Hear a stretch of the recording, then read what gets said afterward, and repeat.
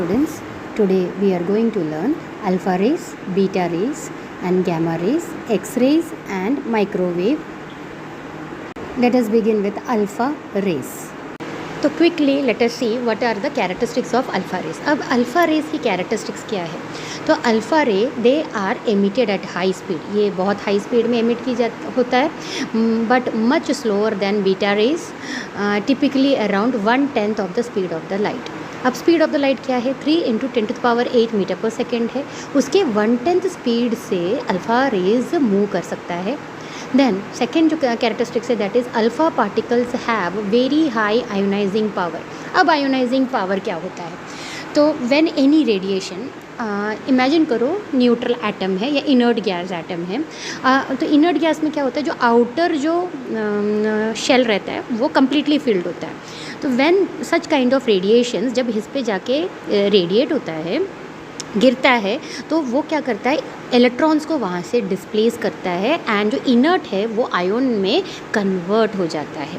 तो alpha particle have very high ionising power, यानी ये जिस गैस में भी जाएगा वो उस गैस को आयोनाइज कर देगा. इसके पास बहुत हाई आयोनाइजिंग पावर है because of there large mass and double positive charge. इसके पास लार्ज मास भी होता है और इसका जो चार्ज है वो डबल पॉजिटिव चार्ज है. Since they are positively charge alpha particle are deflected by electric and magnetic field but only slightly due to their heavy mass. अब ये खुद बहुत ज़्यादा हेवी होने के कारण इसको हम ज़्यादा डिफ्लेक्शन हमें नहीं दिखेगा, बट ये खुद पॉजिटिव चार्ज होने के कारण ये electric field and magnetic field दोनों से ये डिफ्लेक्ट होगा. And they produce visible track and black and photographic plates slightly compare to beta race.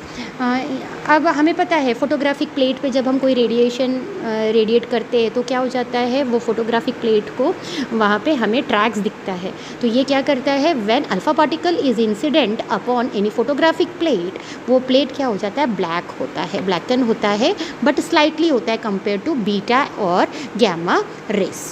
Alpha particles are essentially helium nuclei. ये क्या होता है, हीलियम न्यूक्लियाई होता है.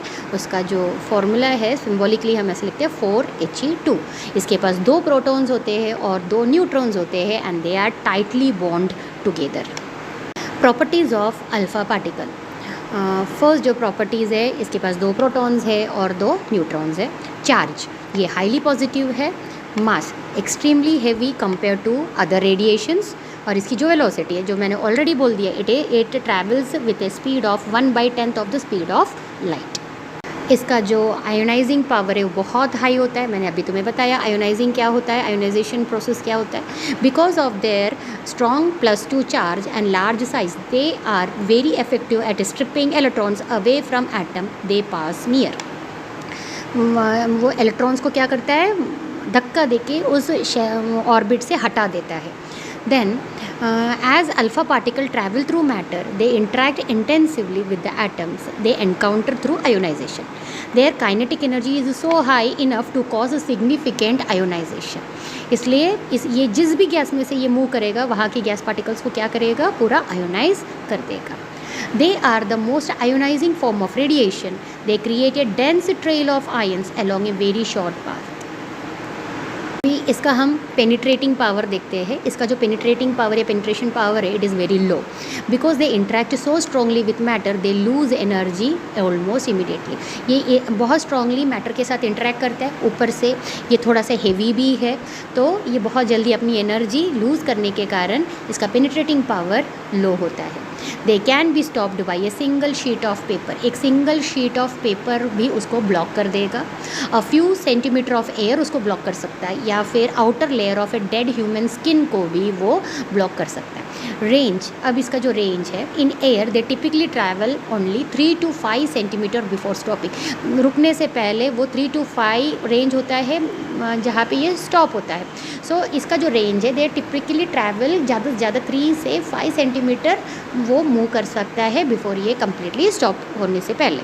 बिहेवियर इन इलेक्ट्रिक या फिर मैग्नेटिक फील्ड. अब पॉजिटिव चार्ज है तो हमने पहले ही देख लिया, it is deflected by electric and magnetic field. अब ये पॉजिटिव होने के कारण ये डिफ्लेक्शन किसकी तरफ देगा, नेगेटिव प्लेट की तरफ देगा. So they deflect towards the negative plate in an electric field, though much less than beta particle because they are so heavy. इसका एक्सटर्नल जो रिस्क है बहुत लो होता है। हमारी बॉडी के बाहर से अगर वो एमिट हो रहा है कोई सोर्स अल्फ़ा पार्टिकल को तो हमारे स्किन को वो अंदर के टिश्यू तक नहीं पहुंच पाएगा। तो external risk low, they can not penetrate skin to reach living tissue. अब इंटरनल रिस्क, अगर हम पानी कंटेमिनेटेड विद अल्फ़ा का जो सोर्स है, अल्फ़ा रेस का जो सोर्स है, उसको हमने पी लिया या फिर हमने इनहेल किया, तो उस टाइम पे हमारी बॉडी बहुत ज़्यादा हाई रिस्क में हो जाता है। So, if alpha particle emitters like radon gas are inhaled or swallowed, the alpha particles strike sensitive living cell directly, causing significant DNA damage and increasing cancer risk.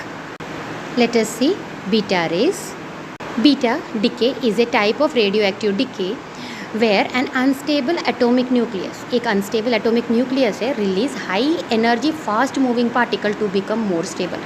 एक unstable nucleus की जो property होती है कि वो stability की तरफ चले जाए, तो स्टेबिलिटी के लिए कब आएगा, तो उसके पास जो फास्ट मूविंग पार्टिकल है उसको रिलीज़ कर देगा एंड वो स्टेबल होने की कोशिश करेगा। तो during this process the particle emitted during beta decay is known as beta particle. Beta जो पार्टिकल एमिट होता है बीटा डिके में, उसको बीटा पार्टिकल बोलते हैं। ये इलेक्ट्रॉन भी हो सकता है या फिर पॉजिट्रॉन हो सकता है, positron. Through this process the number of protons in the nucleus is altered, transforming the atom into a different element. इसमें प्रोटॉन नंबर चेंज होता है। तो let us see beta decay. Beta decay is the most common form of a radioactive decay, and it happens in one of the two ways. In one type beta decay, an unstable atomic nucleus emit an electron and an antineutrino while converting a neutron to a proton. In second time, the stable nucleus emit a positron and a neutrino while converting a proton to a neutron. Positron and electron are beta particles. अब ये थोड़ा सा tedious लग रहा है, तो क्या होता है, अब इमेजिन करो कार्बन 14 जो अनस्टेबल न्यूक्लियस है वो जल्दी से क्या करेगा, पार्टिकल्स को एमिट करेगा, बीटा पार्टिकल को एमिट करके it will try to become a stable. तो स्टेबल कैसे होगा, वो कार्बन 14 जो है वो बीटा एमिट करने के बाद ये कन्वर्ट होगा नाइट्रोजन 14 में with release of anti neutrino और एक इलेक्ट्रॉन, यानी this comes under beta minus decay. अब एक और डिके होता है बीटा प्लस डिके, जिसमें पॉजिट्रॉन इज़ एमिटेड आउट। तो कार्बन 10 जो है, फिर कार्बन 10 हम अनस्टेबल न्यूक्लियस ले रहे हैं, उसमें से बीटा प्लस डिके होता है तो बोरॉन 10 में कन्वर्ट होता है with release of neutrino and A positron. तो ये हम लेटर वाले क्लास में लेटर वाले स्लाइड में हम वो देखेंगे, बट राइट नाउ ये याद रखना, बीटा रेज जब कोई अनस्टेबल न्यूक्लियस जब बीटा पार्टिकल निकलता है तो there are two process involve. One is beta minus, that is beta minus decay, जिसमें इलेक्ट्रॉन गिवन आउट होता है, और दूसरा है beta plus, that is positive charge, positron is given out. अब चार्ज वैल्यूज़ इसके प्लस या -1 होते हैं, और डिफ्लेक्शन एज यूजुअल, ये चार्ज पार्टिकल होने के कारण because they are charge their paths are easily influence यानी deflected by both electric and magnetic field. इसका जो मास है that is extremely small, 9.11 × 10⁻31 kg, और इसकी जो वेलोसिटी है because they are so light they travel at a very high speed, often approaching the speed of light के बराबर ये मूव कर सकता है। और just now I told you कि स्पीड ऑफ लाइट होता है 3 × 10⁸ मीटर पर सेकेंड। का पेनिट्रेशन एबिलिटी, इसका जो पावर है मॉडरेट होता है, they are much more penetrating than alpha particle. मैंने बोला था अल्फ़ा पार्टिकल पेनिट्रेशन ज़्यादा नहीं कर सकता है, बट उसके कंपैरिजन में बीटा पार्टिकल्स बहुत ज़्यादा पेनिट्रेट कर सकता है, बट इसका जो पावर है वो कम है compare to the gamma rays, यानी इसका जो पावर है is less than the gamma rays. They so power moderate है, they are much more penetrating than alpha particle but less than gamma rays. Range, they can travel several meters in air and pass through several millimeters of human tissue। तो ये बहुत several meters of air में वो travel कर सकता है and pass through several millimeters of human tissue। shielding, अब इसको कैसे रोका जा सकता है, तो it can be effectively blocked by 3 to 5 mm of aluminium foil को अगर तुमने उसके सामने सोर्स के सामने लगा दिया तो वहीं पे रुक जाएगा, वो अंदर नहीं आएगा, या थिक प्लास्टिक लगा सकते हैं या फिर ग्लास भी लगा सकते हैं। आयोनाइजिंग पावर, ये जो इफेक्ट है ये मॉडरेट है. They ionise atom by colliding with orbital electrons, को ये कोलाइड करता है, नॉकिंग देम आउट, वहाँ से निकाल देता है. तो मैंने आयोनाइजेशन प्रोसेस जो बोला वही लिखा है. Then comparison, they are less ionising than alpha particle because they have less charge and mass but more ionizing than gamma rays. Application, this moderate ionization make them useful for medical imaging, medical में ये use होता है, and treatment of cancer. Gamma radiation, let us see of gamma radiation. First है इसका जो wavelength है extremely short, typically less than 0.01 nanometre, ये याद रखना है आप लोगों को. फ्रीक्वेंसी एक्सट्रीमली इसकी हाई होती है, usually about 10 to the power 19 hertz होता है. और इसकी जो एनर्जी है, high frequency gives them immense energy, typically ranging from 100 kilo electron volt to several mega electron volt. फिर इसका स्पीड, ये massless, alpha rays are pure energy, photons होता है एंड हैव नो मास, इसके पास खुद कोई मास नहीं होता. Charge, they are electrically neutral, अगर ये न्यूट्रल है तो ये इलेक्ट्रिक एंड मैग्नेटिक फील्ड के प्रेजेंस में ये डिफ्लेक्ट नहीं होगा, meaning they are not deflected by electric और मैग्नेटिक फील्ड. अब इसका speed, they travel at the speed of light, ये किसके स्पीड के बराबर चल सकता है, स्पीड ऑफ लाइट के बराबर चल सकता है, allowing them to cover vast distance instantaneously. Penetrating power capability, they have the highest penetrating power of all the type of nuclear radiation, जितने भी न्यूक्लियर रेडिएशन है उसकी कंपैरिजन में इसका जो पेनिट्रेटिंग पावर है बहुत ज़्यादा है. Barriers, they can pass through human body easily, it takes several centimeters of the dense lead or several meters of a thick concrete to effectively stop or reduce their intensity. अगर इसकी intensity को हमें सच में कम रोकना है तो उसका बहुत ज़्यादा मोटा लेड लेना पड़ेगा, या फिर थिक कंक्रीट को भी ये पार कर सकता है, सेवरल मीटर कंक्रीट को भी पार कर सकता है, बट इट इफेक्टिवली स्टॉप कर सकता है. सो ये in short it's penetrating power is huge. Ionising power effect, they have the lowest ionizing power compared to alpha and beta particle. इन दोनों के कंपैरिजन में इसका आयोनाइजिंग पावर बहुत कम है. Mechanism, because they have no charge and mass, they are much less likely to collide with और ionise atom. However when they do not hit an atom, the high energy can cause significant damage. जो range है, in air gamma rays have a almost infinite range in air, क्योंकि ये wave है. Though their intensity decrease as they spread out from the source, source से निकलने के बाद ये धीरे धीरे इसकी इंटेंसिटी कम होगी, पर ये ऑलमोस्ट इनफाइनाइट रेंज मूव कर सकता है. Now let us see the characteristics of gamma rays. emission of gamma ray, gamma decay involve the emission of gamma rays which are high energy electromagnetic wave. ये क्या है, high energy electromagnetic wave है released from the nucleus of an atom.